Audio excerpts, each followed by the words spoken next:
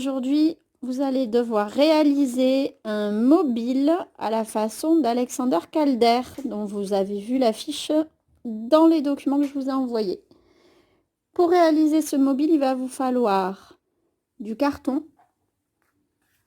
C'est des petits morceaux de carton que j'ai récupérés sur un colis, un crayon à papier, des ciseaux pour découper les formes dans le carton, de la peinture avec des couleurs primaires, du rouge, du jaune, du bleu et éventuellement du blanc, c'est joli aussi, des pinceaux.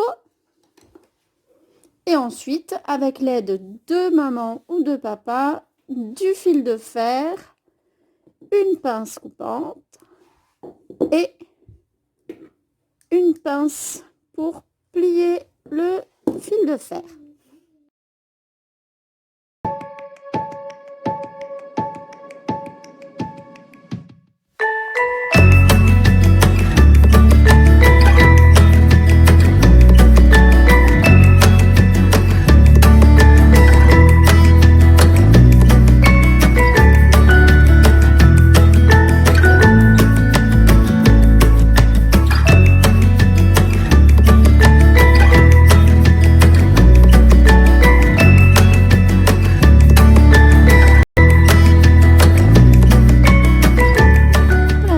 J'ai assemblé toutes mes formes au bout des fils de fer.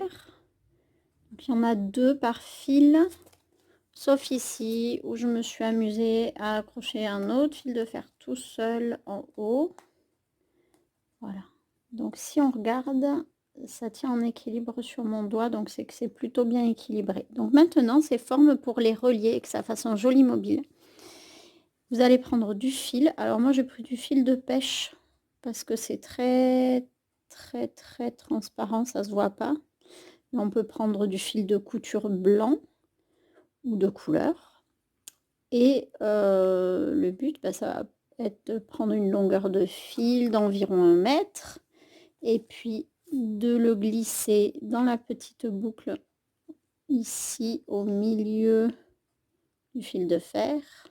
Faire un petit nœud à chaque fois pour tout assembler et que les éléments du mobile soient un petit peu éloignés les uns des autres, les uns au-dessus des autres.